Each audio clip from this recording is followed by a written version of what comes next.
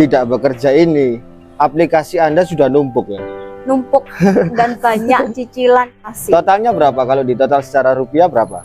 30 jutaan lah. 30 juta ini harus dibayar dengan kondisi Anda tidak bekerja. Iya, Masuk akal enggak? nggak masuk akal. Akhirnya hari ini kita bisa bertemu Miss di kesempatan yang agak mendung ini untuk kita bisa mengedukasi sobat pinjol lovers yang lain. Awal muawal Anda bisa terjerat pinjol ini gimana?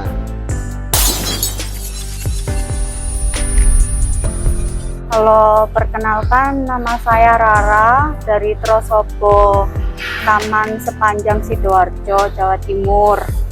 Awal mulanya saya kenal pinjol ini sampai terjebak pinjol dan beberapa aplikasi lainnya karena dulu kepepet, bener-bener kepepet dan bingung mau cari uang kemana karena dari pinjaman ke saudara nggak ada yang ngasih. Terus akhirnya ada temen yang nyaranin saya buat download pinjol. Akhirnya saya download dan ketagihan.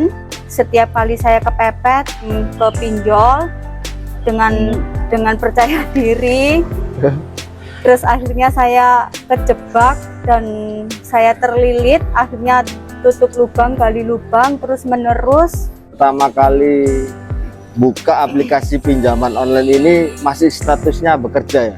Iya, masih bekerja. Kemudian Saya rawat sampai 1 tahun karena saya takut nanti data saya disebar, tutup lubang, gali lubang sampai gaji saya habis.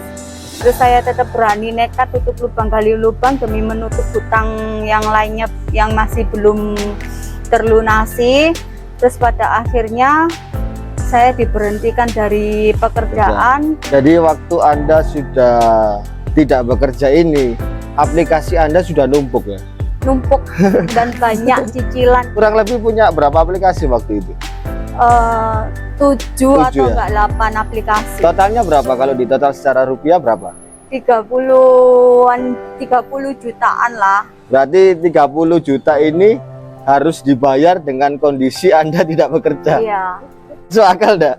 nggak masuk akal dan benar-benar ketakutan. Terus akhirnya saya scroll TikTok. Di situlah saya menemukan VT Pak Pablo yang FYP dari beranda saya. Dari situ saya pahami, saya lihat, terus saya baca komen-komentarnya, banyak yang termotivasi untuk dibantu, minta bantuan. Awalnya saya ragu, saya takut ini beneran nggak ya, nanti kalau nipu gimana. Terus saya masih belum berani, saya masih belum yakin. Terus kok Siti ini lewat beranda saya terus tiap malam itu saya berdoa minta diberi jalan supaya saya bisa keluar dari utang piutang ini. Ya Allah, beri aku jalan keluar, gimana aku bisa terbebas dari utang piutang yang membunuhku ini. Kok semakin kesini nggak semakin lunas, yang ada semakin membengkak. Terus kok VT-nya Pak Pablo ini lewat terus di beranda saya. Terus saya kayak semakin yakin kalau Pak Pablo ini sebuah petunjuk dari Tuhan. Jadi sempet tidur nggak nyenyak ya? Iya, itu nggak nyenyak, ketakutan. Itu belum sempet diteror sih, karena masih saya rawat. Hari kok pernah cerita, maksudnya sharing kemana, katanya suruh jual motor atau gimana gitu? Oh ya, sharing ke pacar saya sih waktu itu. Tapi aku udah kenal sama Pak Pablo sih waktu itu.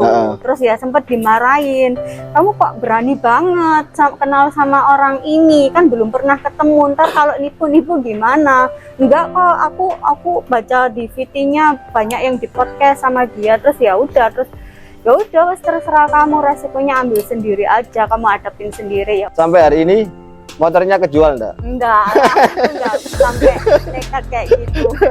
Ke IG-nya Pak Pablo, follow Pak Pablo. Akhirnya aku DM ke admin, yang bales adminnya. Terus akhirnya dikasih tuh admin 3 itu suruh WA. Terus aku dikasih tahu yang mendekati Japo berapa. Terus aku rinci itu, terus utangku berapa aku rinci. Terus akhirnya dijelasin.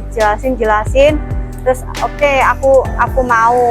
Memang sih nggak sepenuhnya saya bisa mengeluarkan Anda dari pinjaman online, tapi pelajaran yang saya berikan ke Anda ini harus mau ndak mau, siap ndak siap, harus bisa menerima kenyataan dengan ikhlas. Semakin Anda melawan kenyataan, semakin sakit, bahkan semakin hancur. Oh ya, and then kan waktu itu Anda takut sama DC lapangan ya? Iya, takut. Anda sempat didatangi DC lapangan ya kalau tidak salah ya? Iya. Terus bagaimana cara menghadapi DC lapangan ini? Ya awalnya saya panik karena pertama kali ada DC datang ke rumah. Terus aku ingat pesannya Pak Pablo ngasih masukan gini. Kalau kamu memang udah nggak ada uang, udah nggak ada yang nggak ada pemasukan, ya udah lepasin, jangan kamu paksakan. Semakin kamu paksakan, maka kamu akan semakin hancur. Terus di situ aku merenung dari perkataan itu, bener juga ya, kalau semakin aku paksakan, semakin tutup lubang gali lubang, yang ada nggak akan semakin selesai, yang ada semakin nambah masalah dan hutangku semakin numpuk. Di situ aku berani mengambil keputusan dan berani mengambil resiko. Serem nggak didatangi DC lapangan ke rumah? Enggak sih, ya kebetulan DC lapangannya alhamdulillahnya baik, nggak kayak yang di video TikTok yang viral DC sampai bentak-bentak terus sampai ngancem-ngancem. Alhamdulillahnya baik sih orangnya. Jadi selama ini apa yang kamu pikirkan ini nggak sesuai dengan kenyataannya ya, karena DC juga manusia. Kan hari ini banyak teman-teman kita yang sedang terlilit pinjaman online ini, gali lubang, tutup lubang, tanpa bisa mengakhiri pinjaman online ini. Pesan ini apa? Pesannya kalau memang sudah nggak ada uang ya balik lagi dari perkataanku tadi, dan nggak mampu buat bayar, ya udah hadapin dan lepasin, jangan dipaksa, jangan tutup lubang gali lubang, cari pinjaman lain. Yang ada kamu akan semakin hancur, semakin malu, dan kamu akan terus dihantui rasa bersalahmu dan rasa ketakutanmu sendiri. Dan akhirnya kalau imanmu nggak kuat, kamu akhirnya mengakhiri hidupmu seperti yang pernah viral orang bunuh diri karena pinjol. Sempet kepikiran kayak gitu, terus alhamdulillahnya imanku masih kuat. Thank you ya Miss, sudah diberi kesempatan untuk saya bisa hadir dan bertemu dengan Anda untuk mengedukasi sobat pinjol lovers yang lain agar mereka bisa cerdas dan bijak dalam menentukan suatu pilihan untuk meminjam dalam platform pinjaman online ini. Ya Pablo, Saya Rara. thank you for watching. See you next video. Salam Lumer.